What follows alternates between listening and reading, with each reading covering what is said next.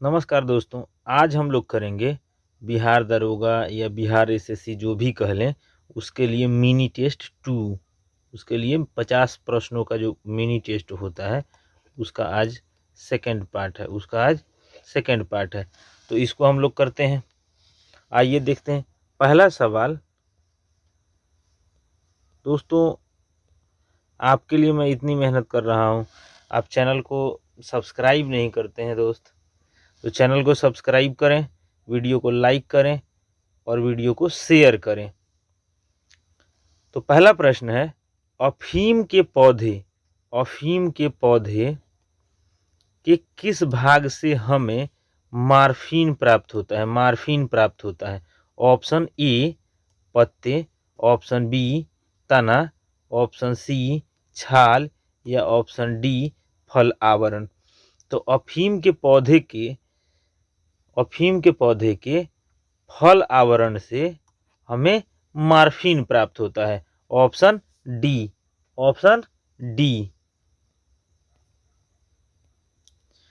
अगला प्रश्न है, निम्नलिखित में से क्या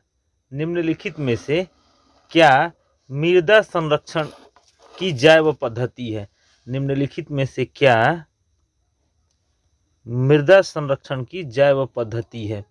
ऑप्शन ए समोच्च कृषि, ऑप्शन बी कंटूर वेडिकेशन, ऑप्शन सी डिप्रेशन कंट्रोल या option D basin listing. Option D basin listing. तो इस सवाल का सही जवाब हो जाएगा मृदा संरक्षण की जो संरक्षण की जैव पद्धति जो है वह है समोच्च कृषि। Option A. अगला प्रश्न है, ग्लूकोज किसका एक प्रकार है। ऑप्शन ए पेंटोज शर्करा का, ऑप्शन बी हेक्सोज शर्करा का, ऑप्शन सी टेट्रोज शर्करा का या ऑप्शन डी डाइयोस शर्करा का। तो इस सवाल का सही जवाब हो जाएगा ऑप्शन बी। यानी कि ग्लूकोज जो है हेक्सोज शर्करा का एक रूप है, हेक्सोज शर्करा। अगला प्रश्न है, जीवाणु कोशिका में सूत्रकणिका की संख्या। Option A 1, option B 2, option C अनेक या ऑप्शन डी 0। तो इस सवाल का सही जवाब हो जाएगा ऑप्शन डी। यानी कि जीवाणु कोशिका में सूत्रकणिका की जो संख्या होती है वह होती है 0 यानी 0। अगला प्रश्न है, समुद्र की सीपी किस कारण से सुनहरी दिखाई देती है। समुद्र की सीपी किस कारण से सुनहरी दिखाई देती है। ऑप्शन ए विवर्तन, ऑप्शन बी परिक्षेपण, ऑप्शन सी ध्रुवीकरण या ऑप्शन डी परावर्तन। तो इस सवाल का सही जवाब हो जाएगा ऑप्शन सी। समुद्र की जो सीपी है वो ध्रुवीकरण के कारण सुनहरी दिखाई देती है। ऑप्शन सी।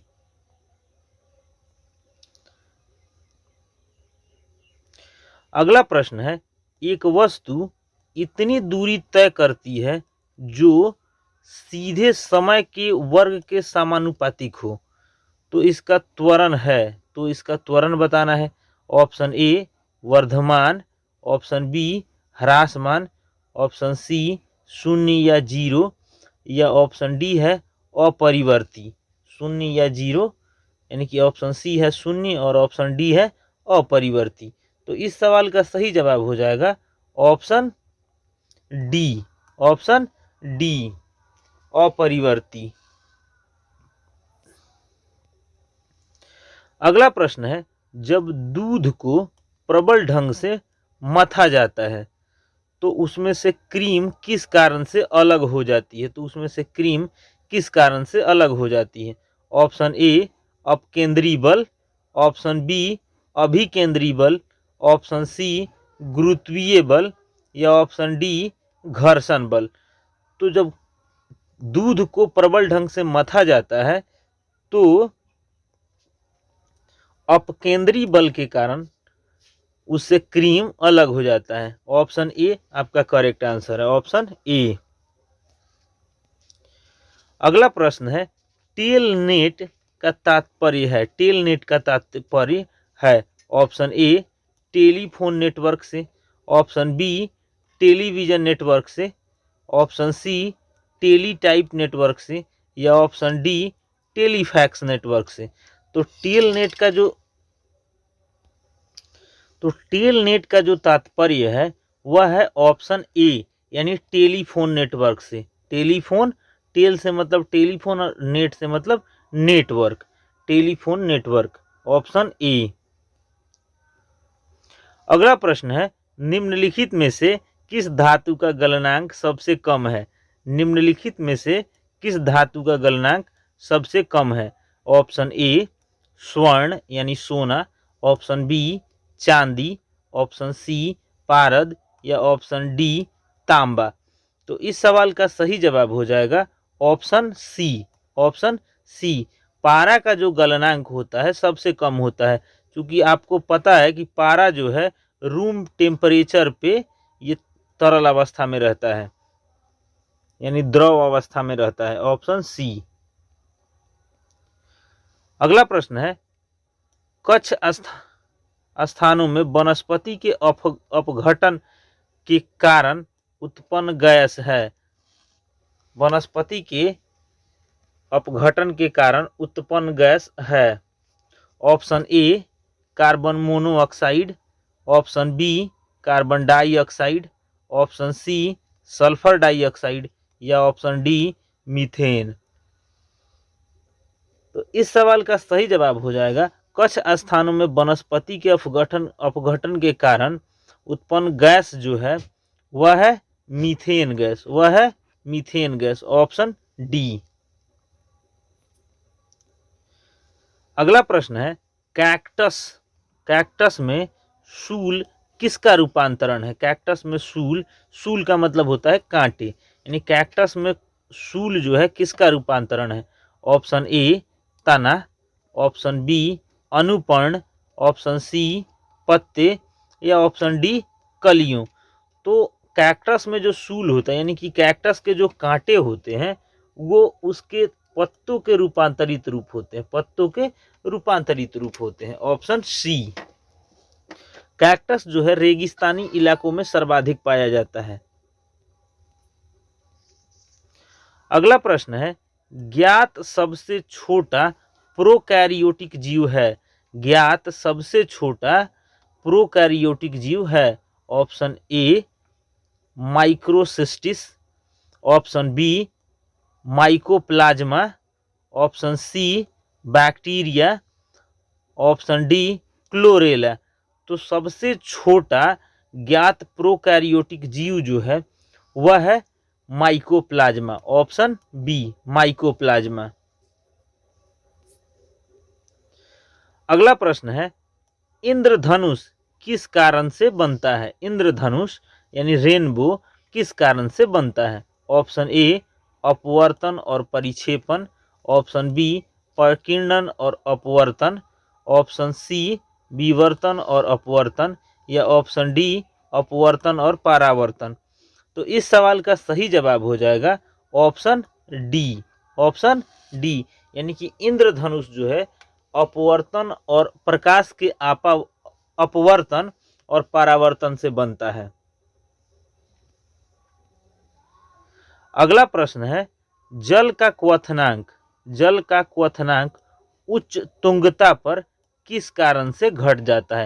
यानी तुंगता मतलब ऊंचाई, अधिक ऊंचाई पे क्यों घट जाता है? ऑप्शन ए निम्न तापमान, ऑप्शन बी कम वायुमंडलीय दबाव, ऑप्शन सी उच्च तापमान, या ऑप्शन डी उच्च वायुमंडलीय दबाव। तो उच्च तुंगता पर जल का क्वथनांक जो है घटने का कारण है कम वायुमंडलीय दाब, यानी कि एयर का प्रेशर कम हो जाता है जिसके कारण उसका क्वथनांक घट जाता है। अगला प्रश्न है फोटोग्राफी में सामान्यतः प्रयोग किए जाने वाले हाइपो का रासायनिक नाम क्या है? हाइपो का रासायनिक नाम क्या है? Option A sodium thiosulphate, option B silver nitrate, option C sodium nitrate, या option D silver iodide. Option D silver iodide. तो इस सवाल का सही जवाब हो जाएगा कि फोटोग्राफी में प्रयुक्त हाइपो का जो रासायनिक नाम है वह है ऑप्शन ए यानी sodium thiosulphate. Sodium thiosulphate, option A.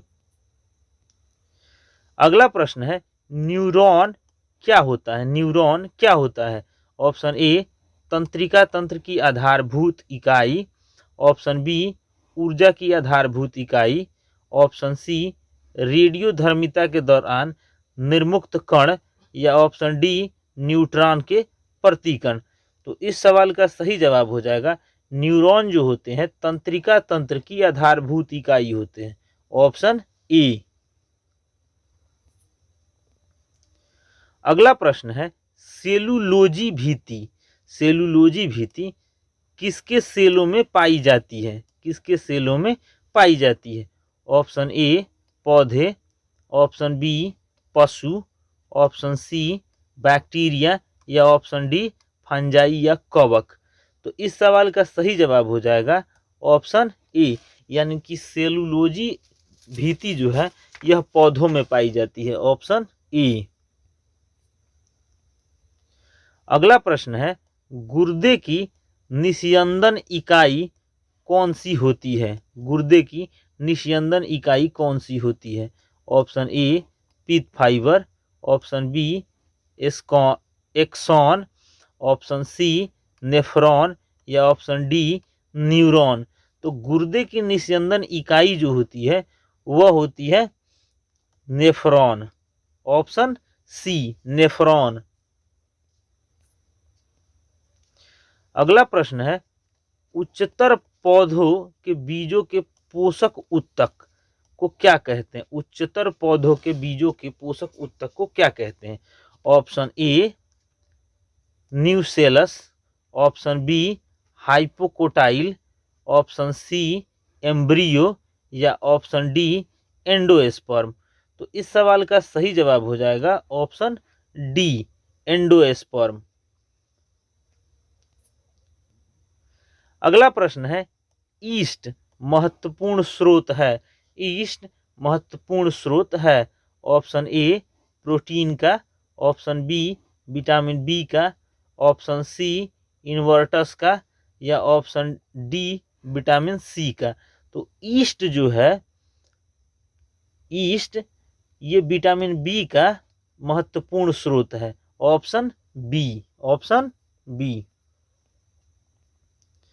अगला प्रश्न है कौन सा मुद्रक एक से अधिक संप्रतीक एक साथ मुद्रित नहीं कर सकता है?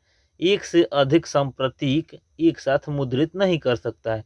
Option A line, option B daisy wheel, option C laser, या ऑप्शन डी डॉट मैट्रिक्स। तो इसमें जो है बी यानी कि डेजीविल जो है एक साथ अधिक यानी एक से अधिक संप्रतीक मुद्रित नहीं कर सकता है, डेजीविल, ऑप्शन बी।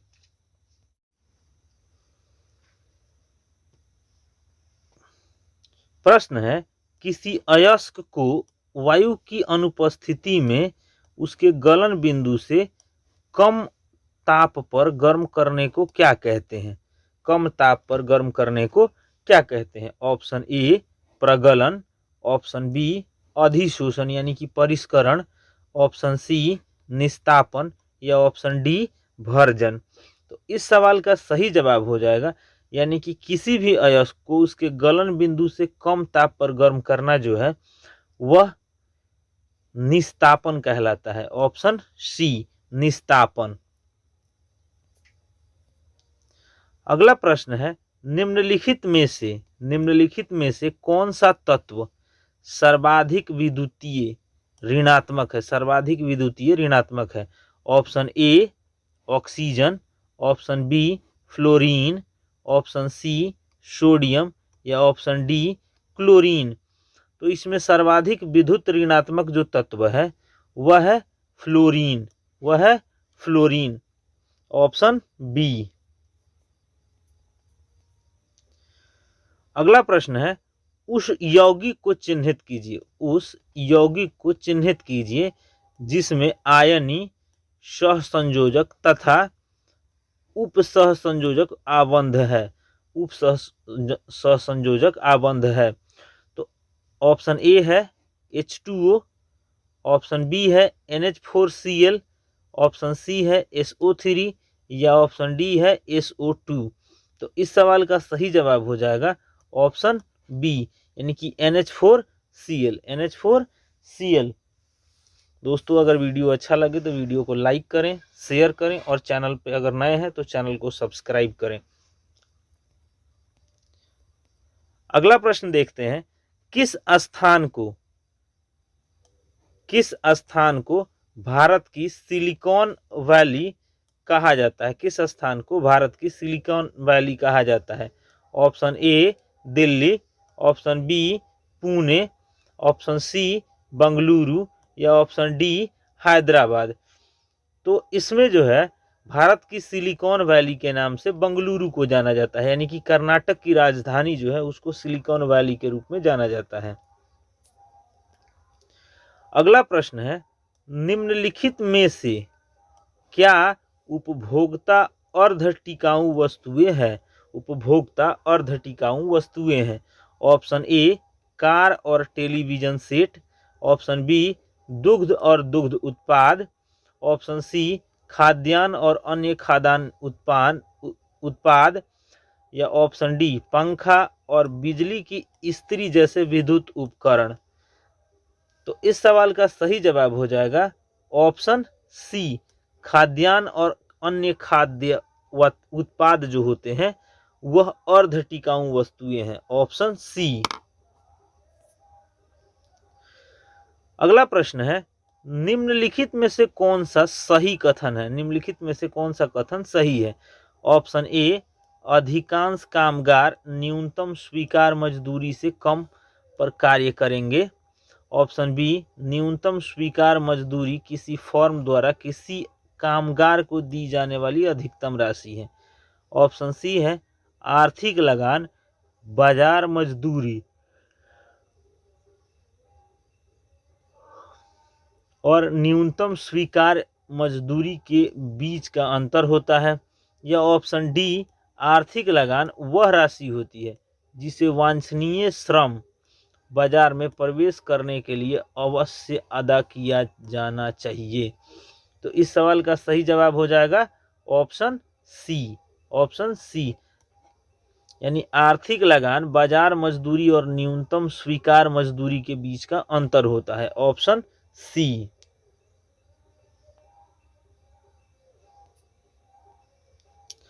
अगला प्रश्न है, अन्य बातें समान होने पर किसी वस्तु की मांग की मात्रा में कमी किस कारण से हो सकती है?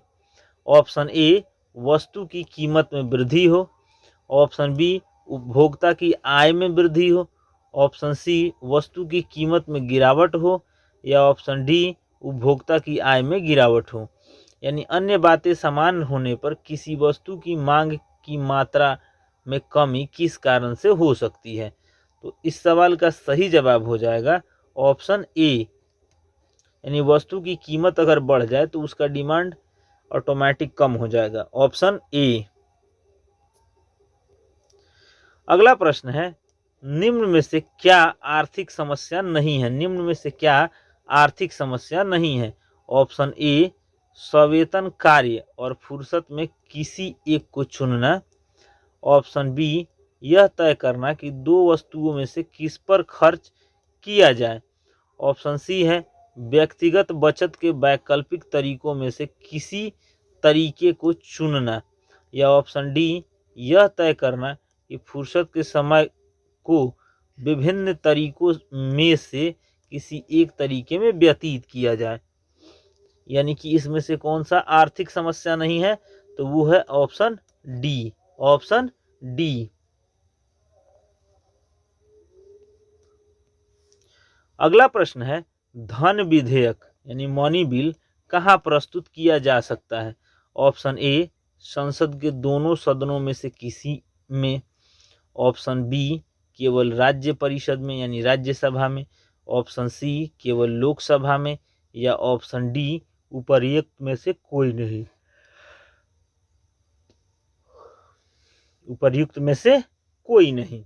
तो इस सवाल का सही जवाब हो जाएगा कि मनी बिल को सबसे पहले लोकसभा में लाया जा सकता है, ऑप्शन सी लोकसभा। अगला प्रश्न है, आधारित लोकतंत्र किससे संबंधित है? आधारित लोकतंत्र किससे संबंधित है? ऑप्शन ए शक्तियों का हस्तांतरण, ऑप्शन बी शक्तियों का विकेंद्रीकरण, ऑप्शन सी पंचायती राज प्रणाली, या ऑप्शन डी उपर्युक्त सभी। उपर्युक्त सभी। तो इस सवाल का सही जवाब हो जाएगा उपर्युक्त सभी, यानी आधारित लोकतंत्र जो है शक्तियों के हस्तांतरण, शक्तियों का विकेंद्रीकरण और पंचायती राज प्रणाली इत्यादि से संबंधित है, ऑप्शन डी।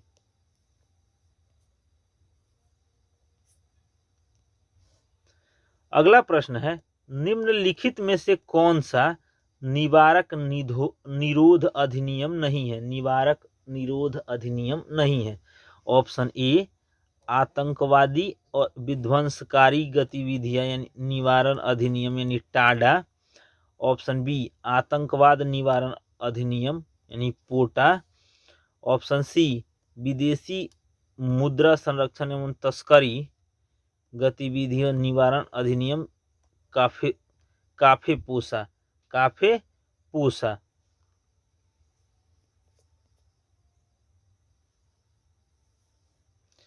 या विदेशी मुद्रा अधिनियम फेरा, विदेशी मुद्रा अधिनियम फेरा।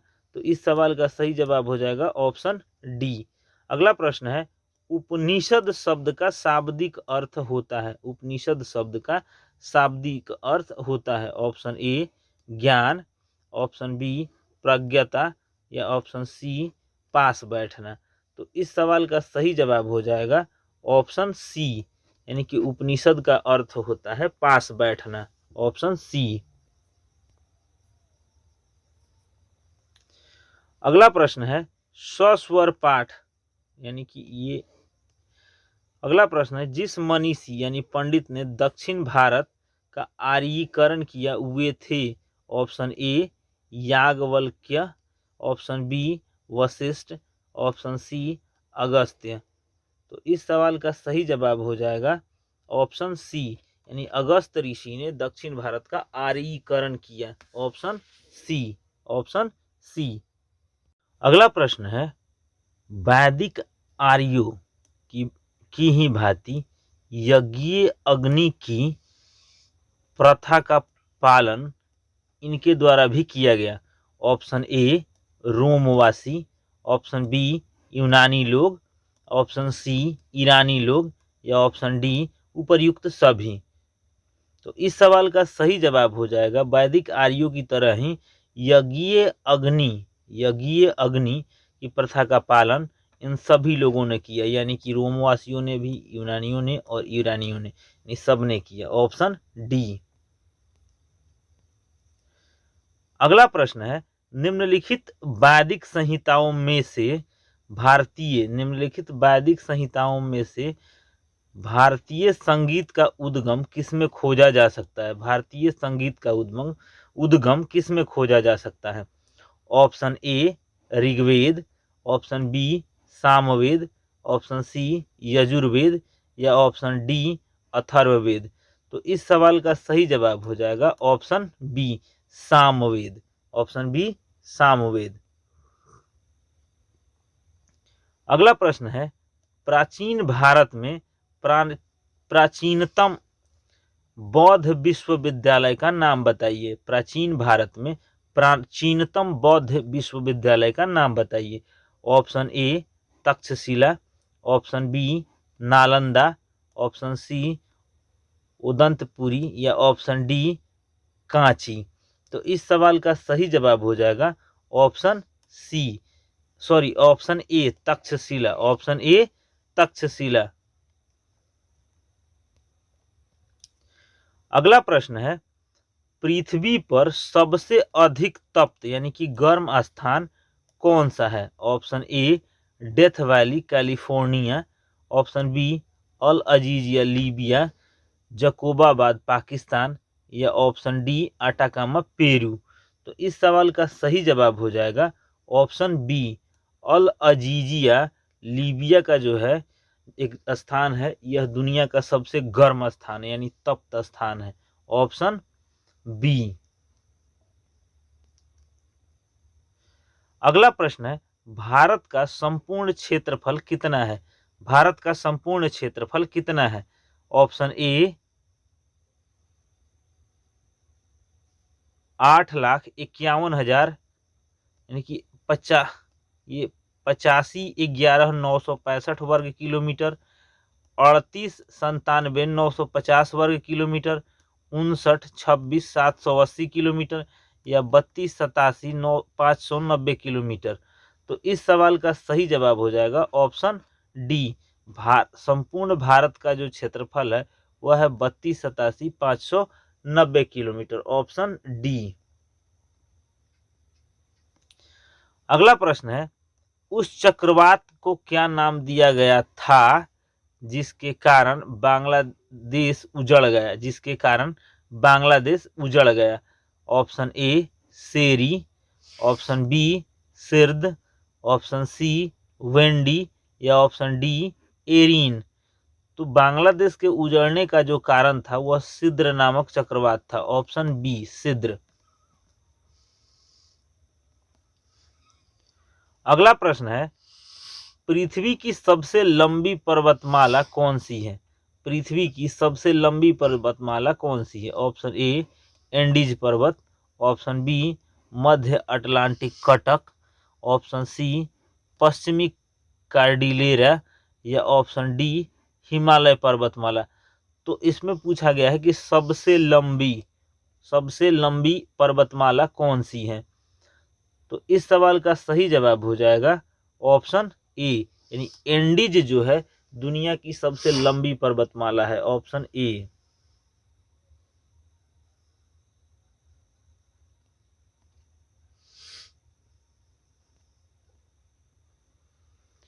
अगला प्रश्न है निम्नलिखित में से अगला प्रश्न है निम्नलिखित देशों में से किस देश में कोई भी खनिज निक्षेप नहीं है? Option A Switzerland, option B Austria, option C Norway, या ऑप्शन डी श्रीलंका। तो इन देशों में से स्विट्जरलैंड एक ऐसा देश है जहां कोई भी खनिज निक्षेप नहीं है, ऑप्शन ई, ऑप्शन ए। अगला प्रश्न है जल स्थानांतरण है, ऑप्शन ए अपसुघटित, ऑप्शन बी संसुघटित, ऑप्शन सी ए और बी दोनों, या ऑप्शन डी उपर्युक्त में से कोई नहीं। तो इस सवाल का सही जवाब हो जाएगा ऑप्शन सी, यानी कि जल का स्थानांतरण जो होता है अपसुघटित और संसुघटित दोनों तरीकों से होता है, ऑप्शन सी। अगला प्रश्न है जीवाणुभोजी किसके द्वारा खोजा गया था? जीवाणुभोजी किसके द्वारा खोजा गया था? ऑप्शन ए फेलिक्स डी हैरेल और फ्रेडरिक टीवार्ट, ऑप्शन बी क्यूलवेर और नियल, ऑप्शन सी पाल एरलिच, या ऑप्शन डी बुरिल और स्मिथ। तो जीवाणुभोजी जो है यह खोजा गया था फेलिक्स डी हैरेल और फ्रेडरिक टीवार्क के द्वारा, ऑप्शन ए। अगला प्रश्न है वर्ष 1956 में राज्य पुनर्गठन के साथ बिहार में कितने जिले थे? बिहार में कितने जिले थे? तो इस सवाल का सही जवाब हो जाएगा कि जब बिहार का गठन 1956 में किया गया उस वक्त बिहार में मात्र और मात्र कितने 17 जिले थे, 17 जिले थे। अगला प्रश्न है बिहार की वर्तमान सीमा व क्षेत्र बिहार को कब प्राप्त हुआ? बिहार की वर्तमान सीमा और बिहार का वर्तमान क्षेत्र बिहार को कब प्राप्त हुआ? Option A 1 April 1956, option B 1 मई 1951, ऑप्शन सी 15 नवंबर सन 2000 या फिर 1 मई 1956। तो इस सवाल का सही जवाब हो जाएगा ऑप्शन सी, यानी कि बिहार की वर्तमान जो सीमा व क्षेत्र है वो बिहार को 15 नवंबर सन 2000 को उस वक्त प्राप्त हुआ जब बिहार से 17 जिलों को लेकर यानी लगभग 45% लैंड को लेकर के झारखंड राज्य बनाया गया। Option C. अगला प्रश्न है, सन 1956 में भारत राज्य पुनर्गठन के समय बिहार का कौन सा जिला पश्चिम बंगाल में शामिल किया गया था? Option A Raniganj, option B 24 परगने, ऑप्शन सी मानभूम या ऑप्शन डी उपर्युक्त सभी। तो इस सवाल का सही जवाब हो जाएगा ऑप्शन सी, यानी कि उस समय जब 1956 में सभी राज्य अलग हो रहे थे तो उस समय बिहार का जो मानभूम था वह बंगाल में चला गया। Option C. अगला प्रश्न है, वर्ष 1956 में राज्यों के पुनर्गठन के क्रम में बिहार के किस जिले के कुछ क्षेत्र पश्चिम बंगाल को हस्तांतरित किए गए? कुछ क्षेत्र पश्चिम बंगाल को हस्तांतरित किए गए। ऑप्शन ए भागलपुर और Munger, option B Jamui, option C Purnia व पुरुलिया या ऑप्शन डी इनमें से कोई नहीं। तो इस सवाल का सही जवाब हो जाएगा ऑप्शन सी, यानी पूर्णिया और पुरुलिया। Option C. अगला प्रश्न है, निम्न में से कौन सा फिल्म कलाकार बिहार से संबंधित नहीं है?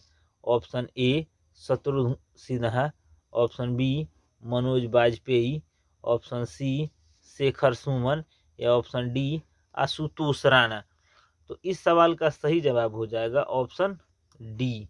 ऑप्शन डी, शत्रुघ्न सिन्हा बिहार के हैं, मनोज बाजपेयी बिहार के हैं, शेखर सुमन भी बिहार के हैं। तो अब एक ही बचता है आशुतोष राणा वाला ऑप्शन। तो आशुतोष राणा जो है ये बिहार से संबंधित नहीं है। दोस्तों, अगर वीडियो पसंद आई हो तो वीडियो को लाइक करें, ज़्यादा से ज़्यादा शेयर करें और चैनल को सब्सक्राइब करें।